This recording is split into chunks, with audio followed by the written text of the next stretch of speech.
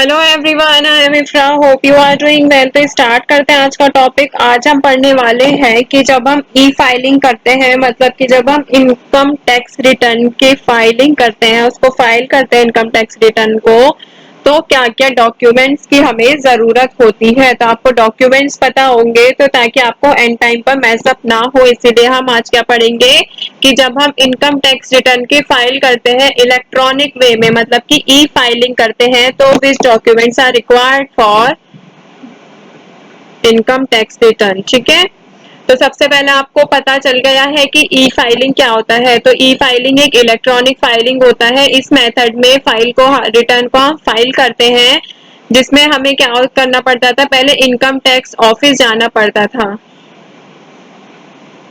यहाँ पे नोट भी आएगा। ठीक है, इनकम टैक्स ऑफिस हमें नहीं जाना पड़ेगा। अब ये बहुत ज्यादा इजियर हो गया है, यूजर फ्रेंडली होता है। ऑनलाइन रिटर्न फाइलिंग में हमें रिफंड और अप्रूव जल्दी हो जाता है। ठीक है, यहाँ पर फास्ट भी लिख लेते हैं।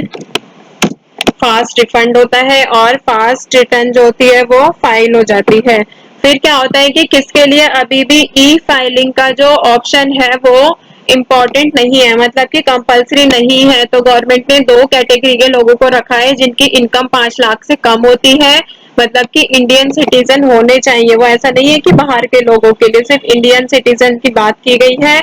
और जिनकी एज 85 से ज्यादा होती है वो भी अपने कन्वीनियंस, अपनी प्रेफरेंस के अकॉर्डिंग ऑनलाइन या ऑफलाइन दोनों में से कुछ भी चूज कर सकते हैं। अब हेडिंग डालते हैं, documents required for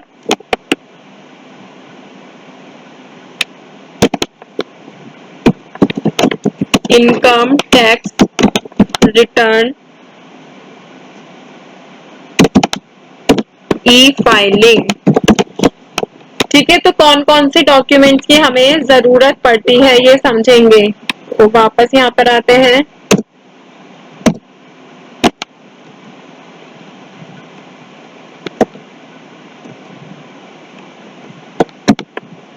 first point में लिखेंगे क्या चाहिए होता है। देखिए, इनकम टैक्स रिटर्न की ई फाइलिंग करने के लिए आपको साथ में काफी सारे डॉक्यूमेंट जमा नहीं करने होते। मतलब कि ऐसा नहीं है कि बहुत अलग अलग तरह के डॉक्यूमेंट्स आपको फिल करने होते हैं। आप चाह कर भी कोई डॉक्यूमेंट इनकम टैक्स ऑफिस में जमा नहीं कर सकते। ठीक है,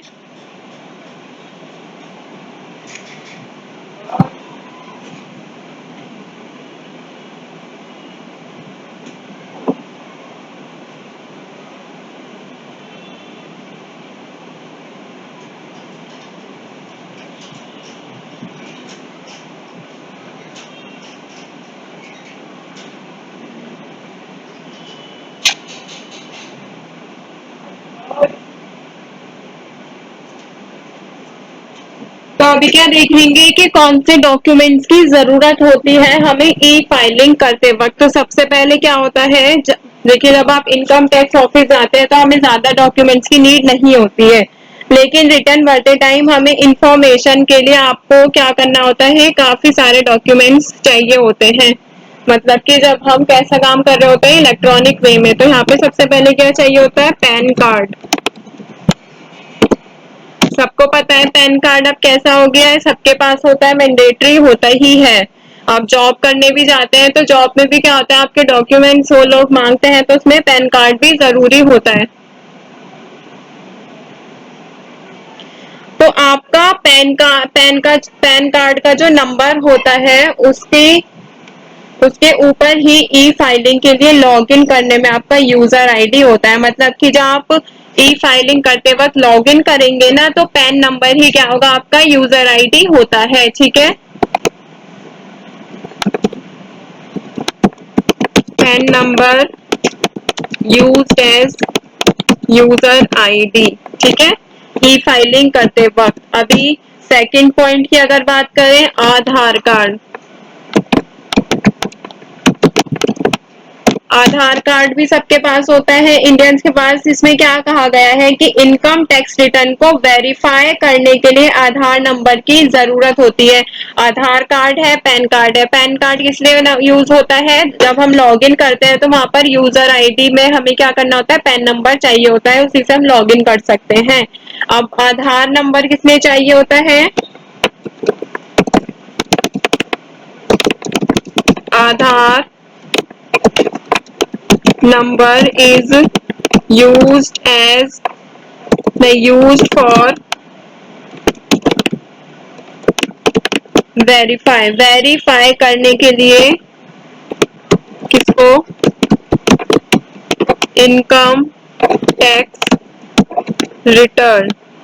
इनकम टैक्स रिटर्न को वेरीफाई करने के लिए हमें आधार नंबर की जरूरत पड़ती है।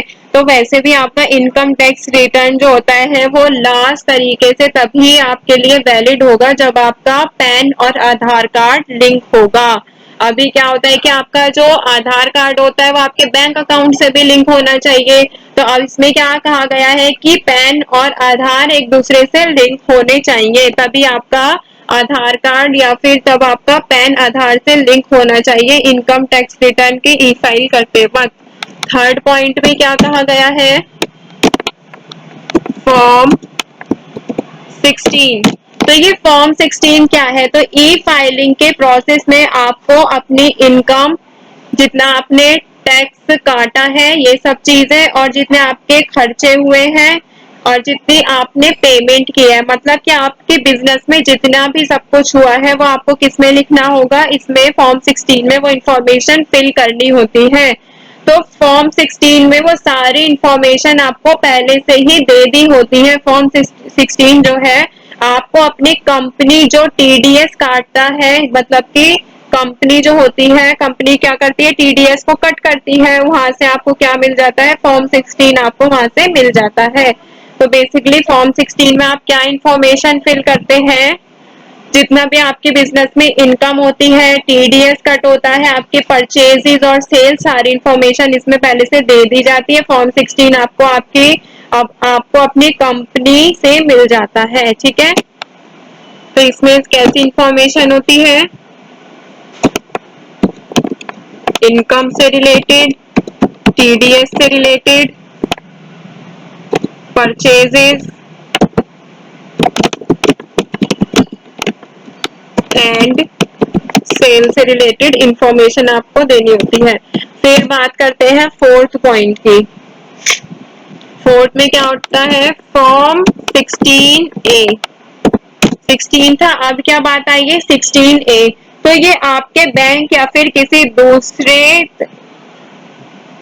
इंस्टीट्यूशन से हुई जितनी भी, मतलब कि आपके बैंक से या फिर किसी दूसरे तरीके से हुई आपकी इनकम पर टीडीएस कटने के सर्टिफिकेट होते हैं। रिटर्न भरते टाइम इसकी भी जरूरत पड़ सकती है। तो फॉर्म 16A आपको क्या समझ आया? फॉर्म 16A होता क्या है? फॉर्म 16 में तो आपकी सारी इंफॉर्मेशन आ जाती है। अब इसके आगे ए लगा दिया है, तो ये आपके बैंक या फिर किसी और सोर्स से हुई, मतलब कि कहीं से भी आपको जो इनकम हुई है उस पर जो आपका टीडीएस कट हुआ है, इनकम पर जो टीडीएस कट हुआ है, तो टीडीएस कटने के इसमें सर्टिफिकेट होते हैं। रिटर्न भरते टाइम आपको इसकी भी जरूरत पड़ सकती है। तो फॉर्म 16A भी समझ आया। फिफ्थ पॉइंट पर आते हैं, फॉर्म 16AS। देखिए पहले 16 था, फिर 16A, अब क्या आया है? 16AS।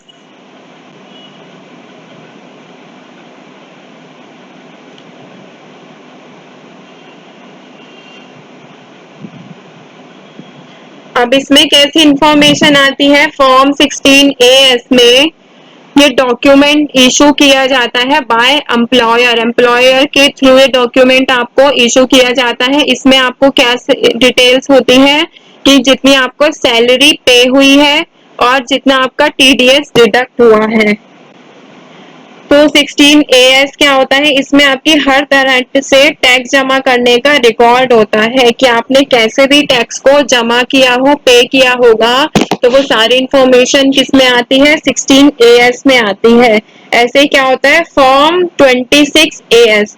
वो क्या होता है, उससे आप टैक्स जमा को वेरीफाई कर सकते हैं, मतलब कि जितना आपने टैक्स को पे कर दिया है वो आप वेरिफिकेशन किससे कर सकते हैं, फॉर्म 26A से। तो फॉर्म 16AS में क्या होता है,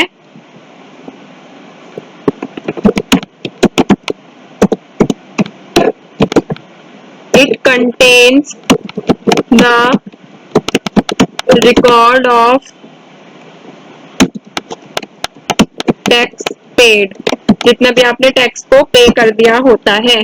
सिक्स्थ में क्या होता है, बैंक पासबुक। इसमें तो बताने वाली कोई बात नहीं है, बैंक पासबुक सबको पता है क्या होती है।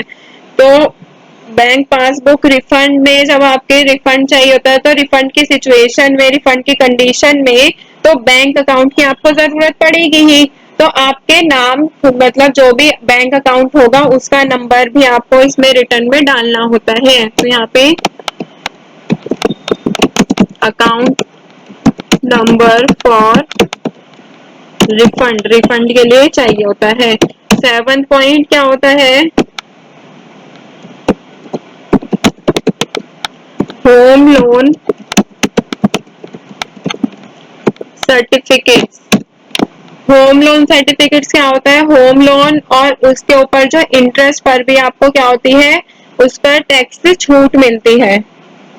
होम लोन और उसकी इंटरेस्ट पर भी टैक्स से छूट मिलती है, इसलिए अगर आपको होम लोन लिया है अगर आपने, तो इसे भी साथ में आपको रखना होता है, होम लोन के जो सर्टिफिकेट्स होते हैं, ठीक है, जितना इंटरेस्ट लग रहा होता है ये सब चीजें आपको एज अ प्रूफ रखनी होती हैं। फिर क्या होता है, 8 पॉइंट डालते हैं पहले फिर आगे लिखेंगे। Investment proof. इन्वेस्टमेंट प्रूफ्स क्या होते हैं कि सेक्शन 80C, सेक्शन 80D और सेक्शन 80E, इस तरह के जो सेक्शंस होते हैं, तो इनके तहत कई तरह के क्या होते हैं, खर्चे पर आपको टैक्स से छूट मिलती है, जितने भी मतलब आपके एक्सपेंडिचर होते हैं उस पर। तो सेक्शन ये जो 80C है ये सब मैं आपको बता देती हूँ। 80C क्या होता है, ये अलाउ करता है रिडक्शंस को फॉर इन्वेस्टमेंट, जैसे पीपीएफ, ठीक है, ये सब चीजें, ट्यूशन फी हो गया, लाइफ इंश्योरेंस हो गई। और 80D में क्या होता है, ये डिडक्शन किस में करता है, हेल्थ इंश्योरेंस या फिर फैमिली के लिए, अपने लिए, पेरेंट्स के लिए, इन सब में, बट एक सर्टेन लिमिट में। और सेक्शन 80E में क्या होता है, ये भी डिडक्शन ही प्रोवाइड करता है, बट किसमें, deduction for the interest paid on education loan, education loan पर ये क्या करता है, फॉर हायर स्टडीज के लिए, बट ठीक है। तो सेक्शन 80C, 80D और 80E में जितने भी तरह के एक्सपेंडिचर होते हैं उन पर खर्चों पर आपको टैक्स की छूट मिलती है। टैक्स के जो डिडक्शन, मतलब टैक्स में जो आपको छूट लेने के लिए आपको अपने जो टोटल एक्सपेंडिचर का आपको इसमें अपना अमाउंट लिखना होता है, ठीक है।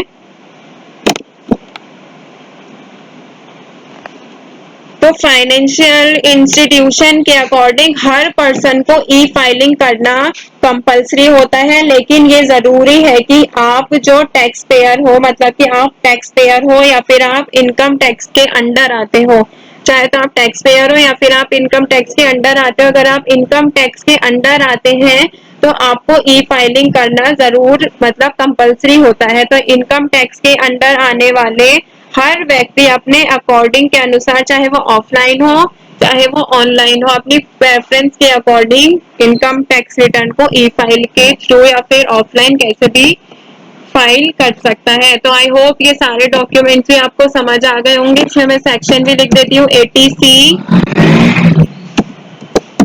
80D, 80E, ये सारे सेक्शन भी लिख देती हूँ। सेक्शंस होते हैं जिसके थ्रू आपको अपने परचेजेस, अपने खर्चों पर आपको छूट मिलती है। तो डॉक्यूमेंट्स क्या क्या जरूरी होते हैं ई फाइलिंग करते वक्त, ये भी समझ आया है, और ई फाइलिंग क्या होती है हमने इसको भी समझ लिया है, और कौन ऑफलाइन अभी भी e file, sorry, offline return file कर सकता है। तो टॉपिक होता है कंप्लीट। मिलते हैं नेक्स्ट सेशन में। Stay tuned and thank you.